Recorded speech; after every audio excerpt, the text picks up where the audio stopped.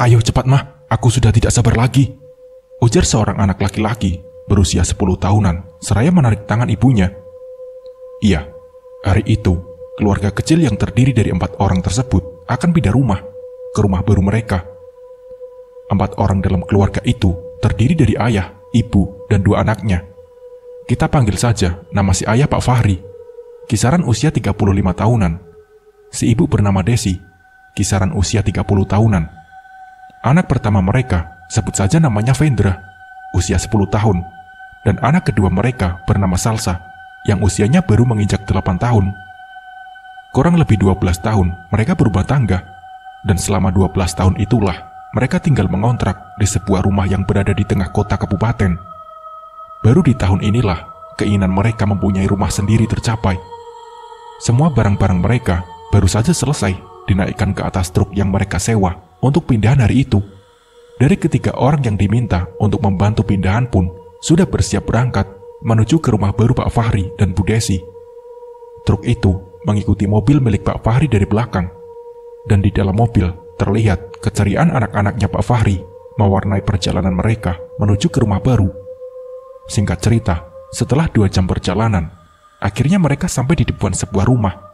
Rumah bergaya klasik, khas bangunan rumah pada zaman dahulu. Rumah itu tinggi dan tangganya terbuat dari kayu ulin. Pelataran rumahnya lebar, dan ketika pintu dibuka, terlihat sebuah ruangan lumayan besar yang nantinya akan digunakan sebagai ruang tamu sekaligus ruang keluarga. Lalu ada pintu yang hanya dipasangi gorden sebagai pengganti daun pintu untuk menyekat antara ruangan tersebut dengan lorong kamar. Ada 2 kamar tidur bersebelahan, dan 1 kamar tidur lainnya berseberangan dengan kedua kamar tidur tersebut. Jadi dalam rumah itu memiliki 3 kamar tidur. Dan setelah melewati lorong kamar tersebut, ada pintu lagi. Barulah setelah melewati pintu itu, ada bagian dapur, dan ada kamar mandi serta WC yang terpisah. Walau bagian luarnya masih terlihat klasik, namun di dalam rumah itu sudah didekorasi dengan lebih kekinian. Selain memang masih bagus, rumah itu juga terbilang cukup murah. Jauh lebih murah bila dibandingkan dengan rumah-rumah lain yang pernah mereka minati sebelumnya. Mereka merasa beruntung karena bisa membeli rumah tersebut.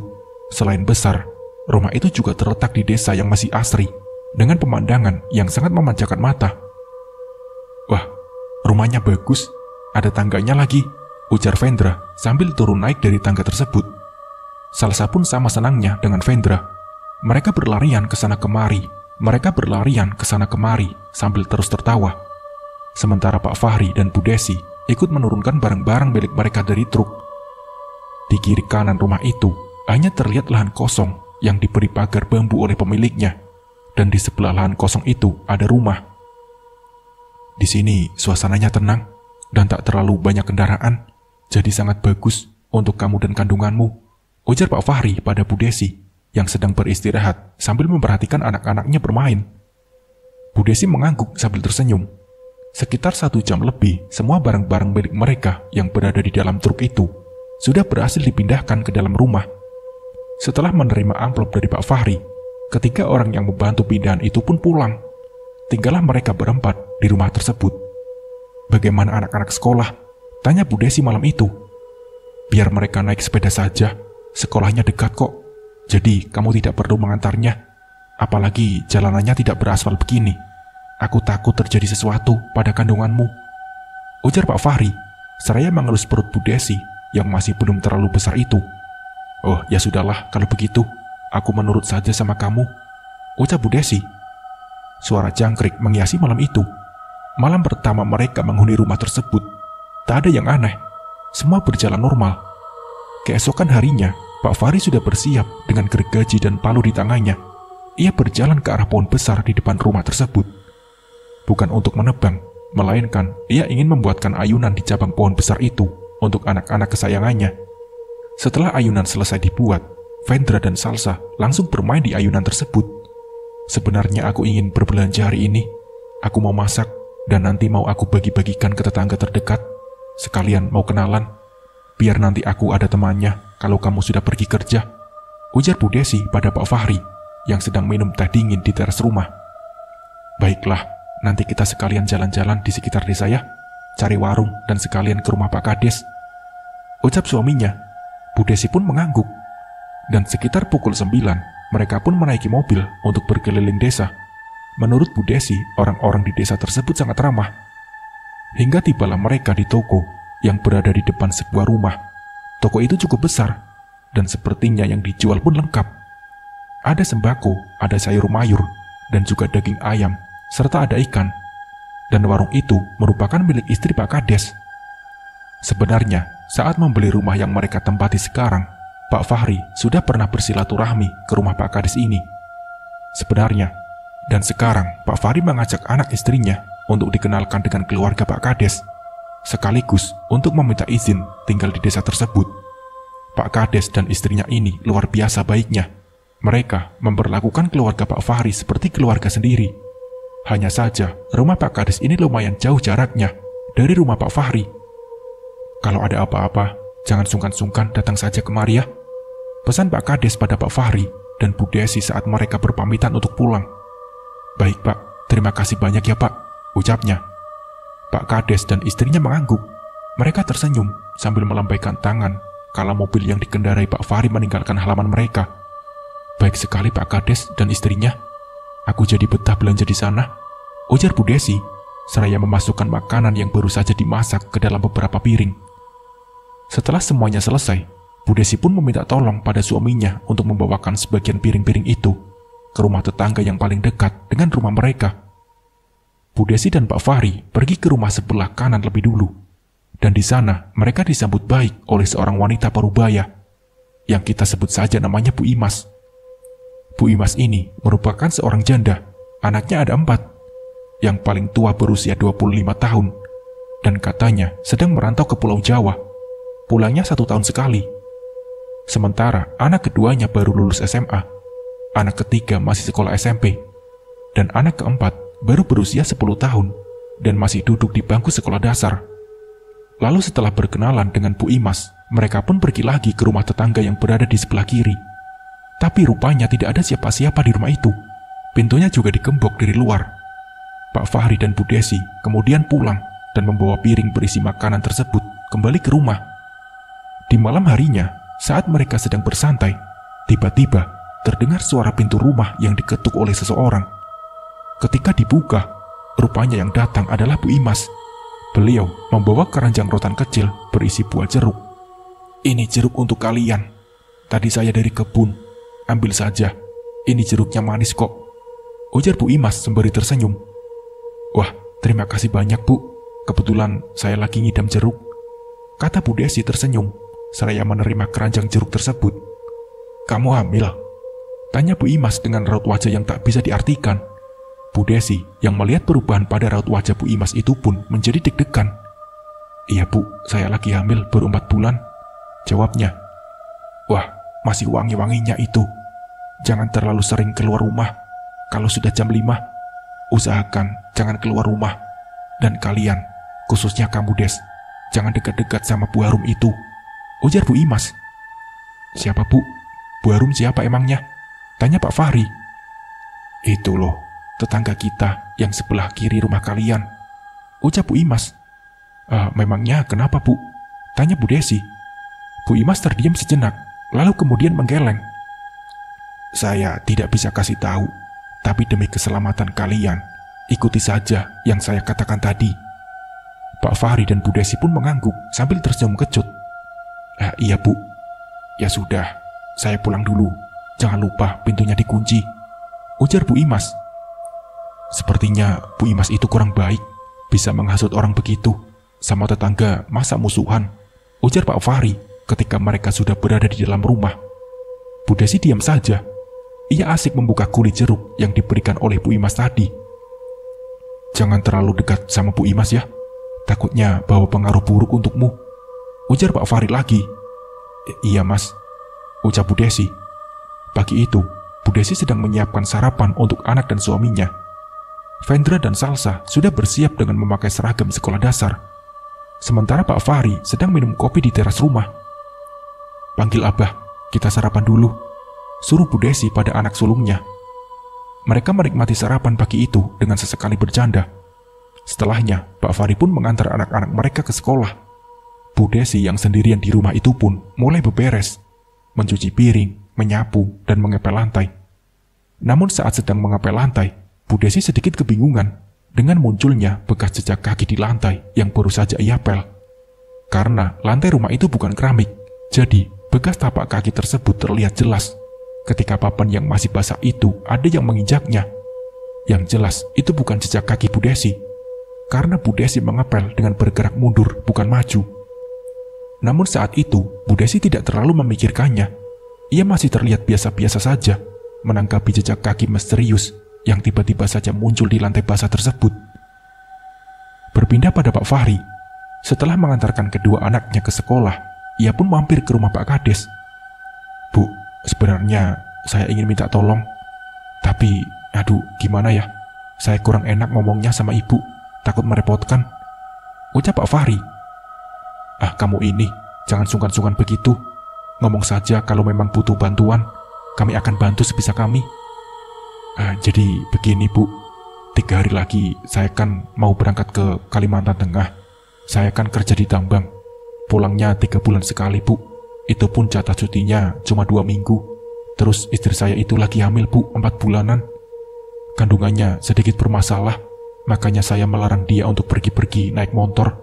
Jadi kalau ibu tidak keberatan, apa ibu mau untuk mengantarkan barang belanjaan untuk istri saya dari sini ke rumah kami? Oh tentu, tidak masalah. Mau tiap hari pun akan tetap saya antarkan. Saya kira apa tadi? Ternyata itu. Tenang saja Fahri, tidak usah dipikirkan. Nanti kalau ada apa-apa, bilang saja ke saya atau suami saya. Kami pasti bantu. Pak Fahri pun mengangguk. Ia menghela napas lega. Satu masalah sudah beres sekarang, pikirnya. Bu Desi sedang duduk santai di teras ketika Bu Imas datang membawa daun nanas dan ranting pohon jeruk yang masih ada durinya. Ada apa ini Bu? Tanya Bu Desi. Tidak ada apa-apa, cuma ini saya bawakan daun nanas dan ranting jeruk nipis. Nanti ditaruh di atas pintu untuk penangkal kuyang supaya tidak masuk ke dalam rumah. Bagaimanapun juga, kamu ini kan sedang hamil muda, baunya wangi dan bisa mengundang makhluk halus, jawab Bu Imas. Bu Desi tersenyum kecut mendengar perkataan Bu Imas. Ia sendiri percaya dengan adanya sosok kuyang, tapi suaminya, Pak Fahri, pasti tidak akan suka kalau rumahnya dipasangi benda-benda seperti itu.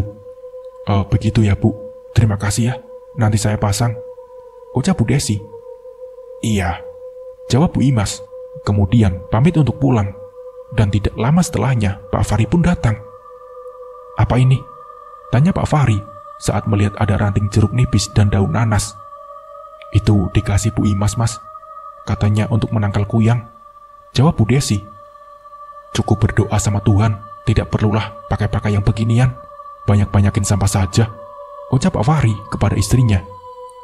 Anggap saja ini bentuk istighfar, tidak ada salahnya ikhtiar kan, lagi pula ini tujuannya juga baik kok, apa salahnya dilakukan saja, toh cuma tinggal pasang, ucap Bu Desi.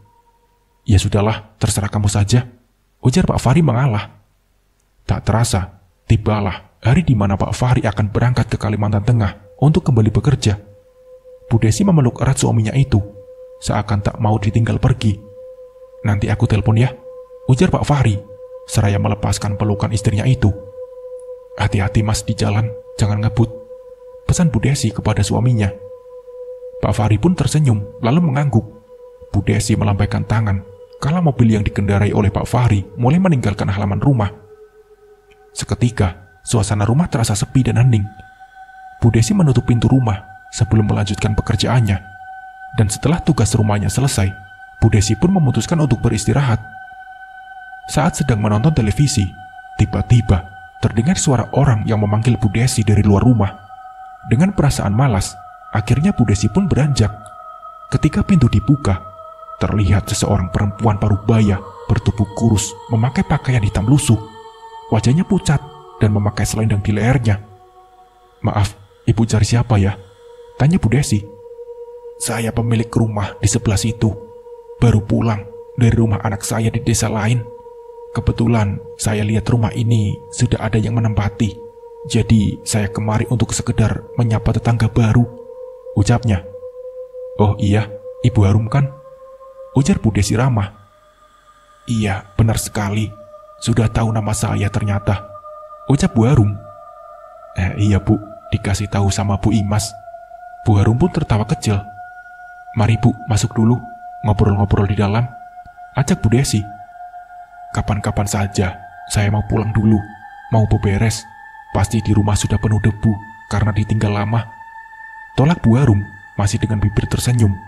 Namun matanya lekat menatap ke atas pintu rumah Bu Desi. Oh ya sudah Bu, nanti kalau tidak sibuk, mainlah kemari. Kebetulan saya sendirian di rumah, ujar Bu Desi balas tersenyum. Setelah Bu Harum pergi, Bu Desi pun kembali menutup pintu rumahnya. Ia kembali rebahan di depan televisi, hingga tanpa disadari Bu Desi pun tertidur. Dan dalam tidurnya itu, Bu Desi bermimpi. Ia melihat seseorang perempuan sedang menggali tanah di bawah pohon besar yang ada di depan rumah Bu Desi. Entah apa yang dicarinya, yang pasti perempuan itu terus saja menggali tanah tersebut dengan kedua tangannya, hingga kuku tangan perempuan itu mulai terlepas dan mengeluarkan darah. Dalam mimpi itu, Bu Desi semakin mendekat pada perempuan tersebut, hingga tiba-tiba perempuan itu menoleh ke arah Bu Desi sambil berkata, "Berikan anakku, berikan anakku." Bu Desi pun terbangun dengan napas terengah-engah, keringat dingin membasahi wajahnya. Setelah merasa sedikit tenang, Bu Desi pun lantas beranjak untuk menuju ke dapur. Ia membasuh wajahnya dengan air, kemudian membuat teh hangat, lalu membawa secangkir teh itu ke teras rumah. Ia duduk di sana sambil menunggu Vendra dan Salsa pulang dari sekolah. Singkatnya, malam pun tiba. Setelah selesai makan malam, Bu Desi membereskan piring-piring kotor, sementara kedua anaknya menonton televisi. Saat sedang mencuci piring kotor itu, Bu Desi dikagetkan dengan suara keras di jendela dapur. Suara benturan itu terdengar beberapa kali. Bu Desi berdiri diam sambil terus memperhatikan jendela dapurnya, berharap kalau suara itu hanya disebabkan oleh angin. Tiba-tiba Bu Desi merasa telinga kirinya seperti ditiup oleh seseorang yang seketika membuatnya menoleh. Namun tidak ada siapa-siapa di situ selain dirinya sendiri. Perasaan tak karuan mulai ia rasakan saat itu. Akhirnya Bu Desi pun berlari, dan sambil berlari Bu Desi memanggil-manggil nama anaknya. "Vendra, Salsa," panggil Bu Desi pada anak-anaknya yang saat itu sedang asik menonton televisi. "Iya Mah, ada apa?" tanya Vendra seraya melihat ke arah Bu Desi yang baru sampai di ruangan tersebut. Bu Desi menggeleng. Ia tak ingin menceritakan apapun pada kedua anaknya, karena kalau sampai anaknya tahu, itu hanya akan membuat anak-anaknya ketakutan. "Kalian belum tidur?" tanya Bu Desi, mencoba agar terlihat tenang di hadapan anak-anaknya. "Belum Mah, besok kan tanggal merah, jadi tidak apa-apa kan kalau kami nonton televisi?" ucap anaknya. Bu Desi pun mengangguk. "Iya, tidak apa-apa kok." Dan akhirnya, Bu Desi pun ikut menonton televisi bersama anak-anaknya. Perasaan takut yang ia rasakan pun perlahan-lahan mulai berkurang. "Mah, Vendra tidur duluan ya," ucap si sulung seraya beranjak berdiri. Ia mengusap perut mamanya dan mencium pipi sang mama, diikuti juga oleh Salsa. Setelah kedua anaknya masuk ke dalam kamar mereka masing-masing, tinggallah Bu Desi sendirian di ruangan itu dengan ditemani televisi yang masih menyala. Saat sedang menonton televisi itulah, Bu Desi kembali mengalami hal aneh. Ia mendengar suara keributan di luar rumah. Awalnya, Bu Desi pikir itu merupakan suara orang-orang yang sedang roda malam. Tapi anehnya, setelah beberapa menit kemudian, suara itu tidak juga menghilang. Akhirnya, karena penasaran dengan apa yang dilakukan orang-orang di luar, Bu Desi pun mencoba untuk mengintip melalui celah di pintu. Anehnya lagi, ia sama sekali tidak melihat siapapun berada di luar rumah. Dan seketika itu juga, suara-suara tadi menghilang. Bu Desi terdiam. Ia langsung beranjak dan lantas mematikan televisi. Ia berlari kecil untuk masuk ke dalam kamar. Dan setelah berada di dalam kamar, Bu Desi menutupi tubuhnya dengan selimut. Malam pun berlalu. Pagi harinya, Bu Desi kedatangan Bu Kades yang ternyata membawa sayur mayur beserta ikan dan daging ayam yang masih segar. "Wah, Bu Kades, maaf merepotkan ya Bu," ucap Bu Desi sembari membantu Bu Kades menurunkan barang belanjaan. "Tidak apa-apa Bu, lagian kan juga Ibu belinya di saya. Masa saya nggak mau mengantarkan untuk pelanggan?" kata Bu Kades tersenyum. "Terima kasih banyak ya Bu, Bu Kades ini benar-benar baik sekali orangnya," ucap Bu Desi.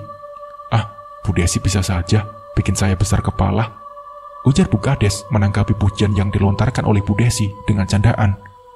Oh iya Bu, semalam aman kan? Tanya Bu Kades tiba-tiba. Aman bagaimana Bu? Tanya Bu Desi. Itu maksud saya, nggak ada kejadian aneh kan? Tanya Bu Kades berbisik.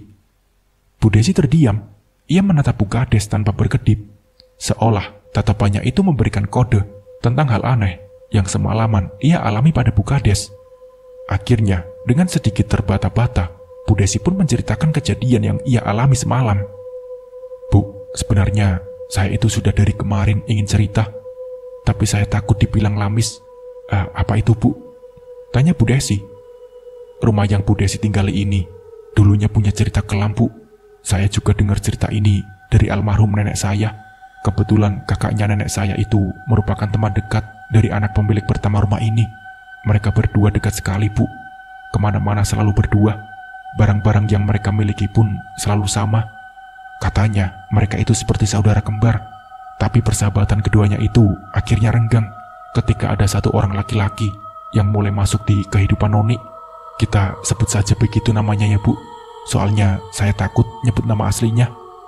Bukan tanpa alasan, kakaknya nenek saya itu tidak suka dengan laki-laki yang dekat dengan Noni. Karena laki-laki itu pemabuk, suka main perempuan, berjudi, utangnya di mana-mana, dan yang lebih parahnya, dia itu suka memanfaatkan Noni untuk dimintai uangnya. Kalau Noni tidak mau menuruti perintahnya, Noni akan diancam dan disakiti. Kakeknya nenek saya itu Bu, sudah berkali-kali menyuruh Noni agar menjauhi laki-laki tersebut. Tapi Noni ini tetap tidak mau. Dia benar-benar cinta mati sama laki-laki itu. Ya memang, kata almarhum nenek saya itu, laki-laki itu katanya ganteng. Sementara Noni ini biasa-biasa saja. Mungkin itu kali ya Bu, alasan Noni tidak mau keluar dari hubungan yang tidak sehat itu. Nah, di suatu hari, Noni ini hamil. Dulu, kata almarhum nenek saya, kalau ada yang hamil di luar nikah itu, dampaknya besar sekali. Dia akan dikucilkan dan tidak diterima di masyarakat lagi. Beda sama sekarang ya Bu. Kalau sekarang kan enak, tinggal nikah, terus masalahnya beres. Nah, waktu keluarga Noni tahu kalau dia hamil, saat itu katanya Noni dipukuli, dihajar habis-habisan, dia sampai diusir dari rumah dan tidak diakui sebagai anak lagi. Lalu ketika dia meminta tanggung jawab pada laki-laki itu malah mengajukan syarat kalau Noni ingin menikah dengannya. Katanya Noni harus memberikan uang, rumah, dan tanah untuknya sebagai bayaran menikahi Noni. Tapi setelah dia tahu kalau Noni ternyata diusir dari rumah oleh orang tuanya, bahkan sampai tidak diakui anaknya lagi, bukannya kasihan, laki-laki itu justru memutuskan hubungannya dengan Noni dan tidak mau bertanggung jawab atas kehamilan Noni. Saat itu yang masih setia di samping Noni adalah kakaknya nenek saya. Beliau tahu semua cerita kehidupan Noni. Karena cuma beliau dan keluarga kamilah yang masih menerima Noni dengan tangan terbuka pada saat itu. Noni diajak pulang ke rumah dan diperlakukan layaknya keluarga. Hingga pada suatu hari Noni menghilang dari rumah, dan saat kakaknya nenek saya mencarinya, ternyata Noni sudah ditemukan meninggal, tergantung tepat di pohon depan rumah ini. Cerita Bu Kades. Bu Desi pun terdiam. Ia menyimak cerita itu dengan perasaan yang tidak bisa dijelaskan, antara sedih dan marah campur aduk tak karuan. Setelah Noni bunuh diri di pohon itu, pohon tersebut juga jadi angker. Dari dulu banyak orang yang diganggu saat lewat di depan rumah ini. Nah itu hanya gangguan di luar Bu. Belum lagi gangguan yang terjadi di dalam rumah. Lebih menyeramkan lagi. Bahkan orang tua Noni sendiri pun sampai tidak betah tinggal di rumah ini. Rumahnya lalu dijual. Dan kebetulan yang membeli rumah ini sepasang suami istri. Istrinya sedang hamil saat itu. Ini cerita dari nenek saya Bu. Konon katanya istrinya itu sering sekali diganggu setiap malam sampai tidak bisa tidur. Mulai dari suara hingga penampakannya langsung. Wujudnya perempuan Bu. Kata orang yang pernah lihat sendiri penampakannya di pohon itu. Sosok tersebut wajahnya mirip sekali dengan Noni. Cerita Bu Kades lagi.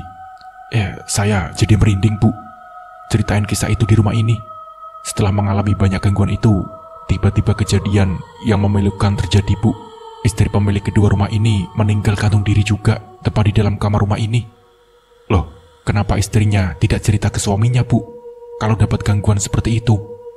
Mungkin ada cerita si suami mau untuk membawa istrinya pindah.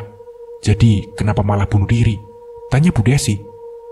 Itulah Bu, kematian istrinya tersebut membuat penyesalan teramat sangat pada suaminya. Karena suaminya ini tidak pernah sekalipun mempercayai istrinya. Suaminya ini termasuk orang yang bebal, keras kepala kalau dikasih tahu. Kalau dia belum pernah merasakannya, dia tidak akan percaya. Nah, jadi selama mereka tinggal di rumah itu, yang terus-terusan mengalami teror tersebut hanya istrinya. Kalau suaminya tidak pernah sekalipun. Tapi ketika istrinya sudah meninggal, suaminya ini pun akhirnya mengalami juga gangguan di luar nalar, seperti yang dialami oleh istrinya itu. Dan dia hanya sanggup bertahan dengan teror itu selama 1 minggu. Hingga akhirnya dia menjual rumah itu. Saat ingin menjual rumah itulah dia menceritakan semuanya kepada orang-orang, termasuk pada keluarga kami, tentang apa yang mereka alami selama tinggal di rumah ini. Dia juga tidak henti-hentinya menyatakan penyesalannya, karena sudah tidak mempercayai istrinya dulu. Oh ya, kalau bisa saran saya, rumah ini diadakan pengajian Bu, supaya suasananya lebih aman lagi, ujar Bu Kades mengakhiri ceritanya. Iya Bu, rencananya memang saya ingin melakukan pengajian. Nanti tolong dibantu ya Bu, karena saya belum terlalu mengenal warga di sini. Kenalan saya yang paling dekat sama Bu Kades, Bu Imas, sama itu tuh Bu Arum. Itu pun sama Bu Arum cuma sekali bertemu, kata Bu Desi sambil tersenyum. Namun berbeda dengan raut wajah Bu Kades setelah mendengar nama Bu Arum. Ia terlihat kaget. Ini saya kasih tahu ya Bu, tapi terserah Ibu saja, mau percaya atau tidak. Kata orang-orang, Bu Arum itu kuyang Bu. Makanya dia selalu memakai selendang di lehernya untuk menutupi tanda melingkar itu. Jadi kalau bisa, jangan terlalu dekat Bu, apalagi dalam kondisi Bu Desi sekarang ini. Oh ya, itu siapa yang ngasih ranting jeruk nipis dan daun nanas? Tanya Bu Kades. Itu yang ngasih Bu Imas, jawab Bu Desi. Oh, bagus itu Bu. Kalau di sini ranting jeruk nipis dan daun nanas itu, atau batang yang berduri-duri itu, memang untuk menangkal kuyang. Kuyang tidak berani masuk kalau ada duri-duri seperti itu. Bu Desi mengangguk. Ia terdiam untuk beberapa saat. Pantas saja Bu Arum tidak mau masuk saat diajak masuk. Ya sudah ya Bu, saya pulang dulu. Tadi warung saya tutup soalnya, jadi ini mau buka warung dulu. Oh ya, kalau untuk pengajian nanti, Bu Desi berkabar saja sama saya, biar saya yang jemput para warga, ujar Bu Kades berpamitan. Baik Bu, terima kasih. Maaf sudah merepotkan ya Bu, ujar Bu Desi. Bu Kades pun tersenyum, dan setelah Bu Kades pergi, Bu Desi pun masuk ke dalam rumah. Vendra dan Salsa masih menonton televisi sambil bermain. Lalu Bu Desi pun membawa bahan makanan yang tadi Bu Kades antar menuju ke dapur. Saat Bu Desi sedang menyusun bahan makanan itu ke dalam kulkas, tiba-tiba ia mendengar suara seseorang menangis dari dalam kamar mandi. Tolong jangan mengganggu. Saya di sini tidak bermaksud untuk mengusikmu. Kalau kamu ingin tinggal di sini, silahkan, tapi jangan mengganggu, ucap Bu Desi pelan. Dan anehnya, setelah Bu Desi berkata seperti itu, suara orang menangis dari dalam kamar mandi itu pun menghilang. Bu Desi menghela napas lega, lalu kemudian melanjutkan pekerjaannya. Malam itu, setelah menyuruh anak-anaknya untuk tidur lebih awal, Bu Desi duduk sendirian di depan televisi sambil menikmati cemilannya. Hingga tanpa disadari, Bu Desi ketiduran di depan televisi. Namun dalam tidurnya itu, Bu Desi memimpikan perempuan yang sama dengan yang pernah hadir di mimpinya kemarin. Bedanya, perempuan itu sekarang terlihat lebih bersedih, dan ia tersenyum pada Bu Desi sambil mengelus-elus perut Bu Desi. Anakmu, buat aku saja, ujar perempuan itu masih dengan bibir tersenyum. Di dalam mimpi itu, Bu Desi langsung menolak. Ia juga menepis tangan perempuan itu yang masih terus mengelus perutnya. Tiba-tiba, raut wajah perempuan itu mendadak berubah. Senyum ramahnya berganti dengan seringai mengerikan. Penampilannya yang semula bersih seketika menjadi berantakan dan kotor. Rambut panjangnya menggumpal. Matanya yang melotot terus menatap Bu Desi.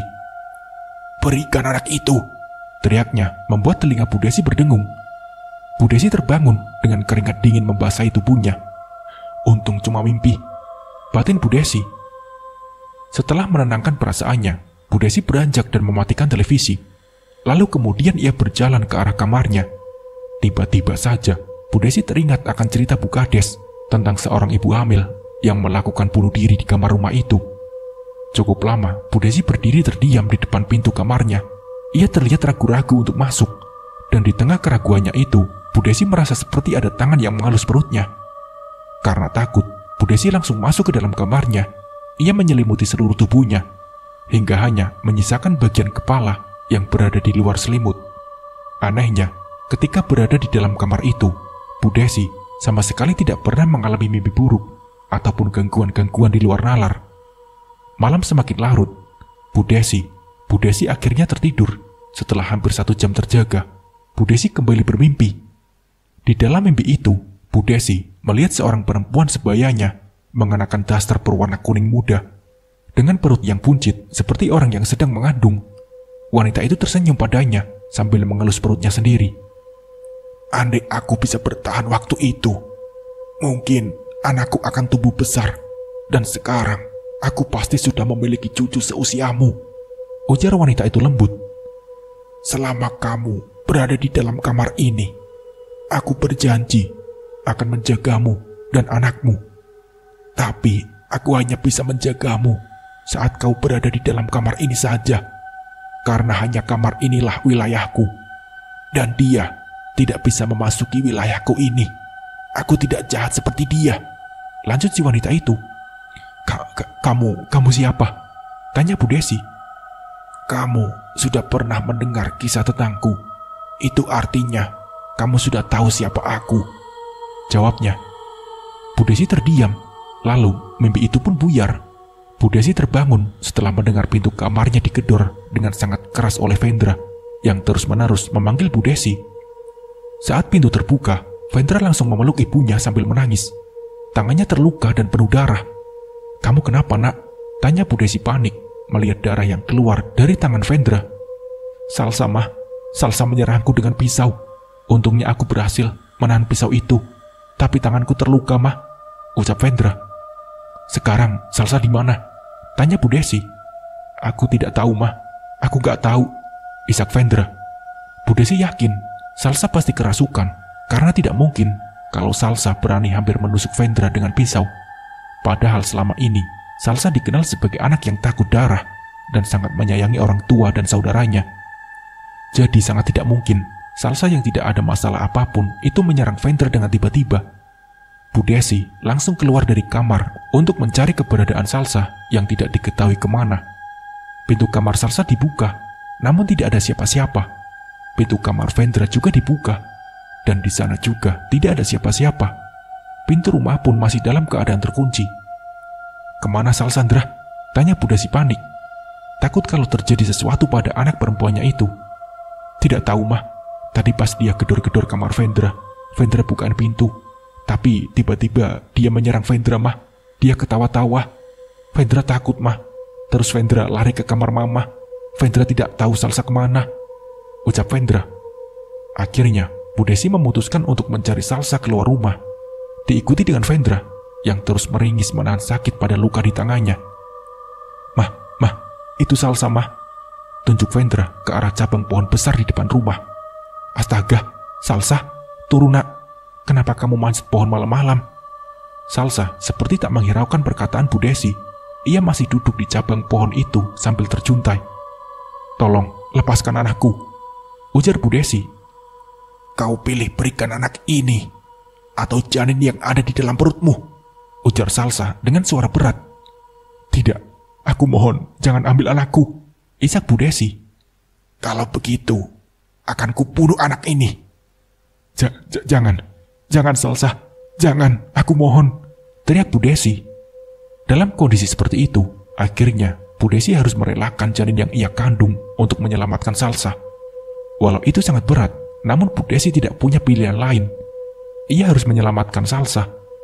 Mendengar itu semua, Vendra pun berlari untuk mengambil sepedanya. Ia mengayuh sepedanya sekencang mungkin agar cepat sampai di rumah Pak Kades. Tangannya yang sakit tidak lagi ia hiraukan. Yang terpenting baginya saat itu adalah meminta pertolongan pada orang-orang agar ibunya dan Salsa bisa selamat. Singkat cerita, akhirnya Vendra sampai di rumah Pak Kades. Dengan tubuh gemetar, ia menggedor-gedor pintu rumah Pak Kades. Dan setelah beberapa saat, pintu rumah pun akhirnya dibuka. Terlihat Pak Kades keluar dengan hanya mengenakan celana pendek dan baju kaos putih. Loh, Vendra, ngapain malam-malam di sini, nak? Tanya Pak Kades. Mama, Pak, Mama, Tolong mama saya, Pak, tolong, ucap Vendra. Ah, mama kamu kenapa? Tanya Pak Kades. Namun belum sempat menjawab pertanyaan Pak Kades, tubuh Vendra jatuh ke lantai. Ia tak sadarkan diri.